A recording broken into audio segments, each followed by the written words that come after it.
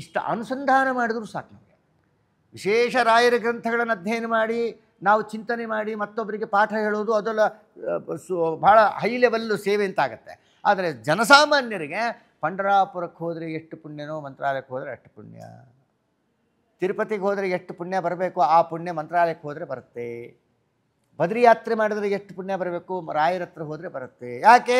ಆಯಾ ಕ್ಷೇತ್ರದ ದೇವತೆಗಳ ಮೂರ್ತಿಗಳು ಒಂದು ರೂಪದಿಂದ ರಾಯರ ಹೃದಯದಲ್ಲಿ ಬಂದು ಕೂತಿದ್ದರಿಂದ ಮಂತ್ರಾಲಯ ಯಾತ್ರೆ ಸಕಲ ಉತ್ತರ ಭಾರತ ದಕ್ಷಿಣ ಭಾರತ ಯಾತ್ರಾ ಫಲ ಬರೀ ಒಂದು ಮಂತ್ರಾಲಯ ಯಾತ್ರೆ ಮಾಡಿದರೆ ಬರುತ್ತೆ ಅಂದರೆ ಇನ್ನು ರಾಘವೇಂದ್ರ ಸ್ವಾಮಿಗಳವರ ಮೇಲೆ ಮುಖ್ಯಪ್ರಾಣದೇವರಿಗಾಗಲಿ ಪರಮಾತ್ಮನಿಗಾಗಲಿ ಎಷ್ಟು ಪ್ರೀತಿ ಇರಬಹುದು.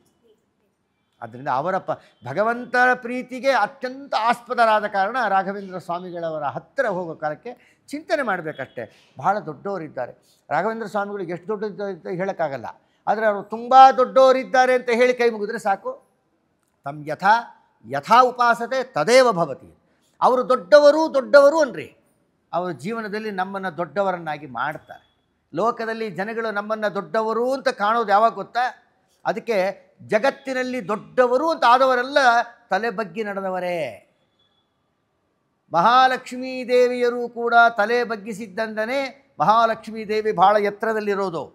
ಜಗತ್ಪತಿಯಾದ ಪರಮಾತ್ಮನ ಕಾಲನ್ನು ಒತ್ತುತ್ತಾ ಸೇವೆ ಮಾಡ್ತಾನೇ ಇದ್ದಾಳೆ. ಜಗದುದರನ ಅತಿ ವಿಮಲ ಗುಣ ರೂಪಗಳ ನಾಲು ಚನದಿ ಭಾರತ ನಿಗಮ ತತಿಗಳಿಗೆ ಅತಿಕ್ರಮಿಸಿ ಕ್ರಿಯಾವಿಶೇಷಗಳ ಬಗೆಬಗೆಗೆ ನೂತನವ ಕಾಡುತ್ತ ಮಿಗೆ ಹರುಷದಿಂದ ಪಗುಳಿ ಹಿಗ್ಗುವ ತ್ರಿಗುಣಮಾನಿ ಮಹಾಲಕ್ಷ್ಮಿ ಸಂತೈಸಲನ್ನು ದಿನವೂ.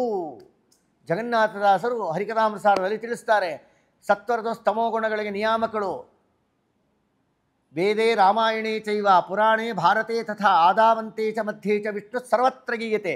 ಸಕಲ ಶಾಸ್ತ್ರ ಸಕಲ ವೇದಗಳು, ಮಹಾಭಾರತ, ಬ್ರಹ್ಮಸೂತ್ರಗಳು, ರಾಮಾಯಣ, ಮೂಲ ರಾಮಾಯಣ, ಪಂಚರಾತ್ರಾಗಮ, ಶ್ರೀಮದ್ ಭಾಗವತಾದಿ ಎಲ್ಲ ಗ್ರಂಥಗಳನ್ನು ಓದಿ ಅದನ್ನು ಜ್ಯೂಸ್ ಮಾಡ್ಕೊಂಡು ಕುಡಿದು ಬಿಟ್ಟಿದ್ದಾಳೆ.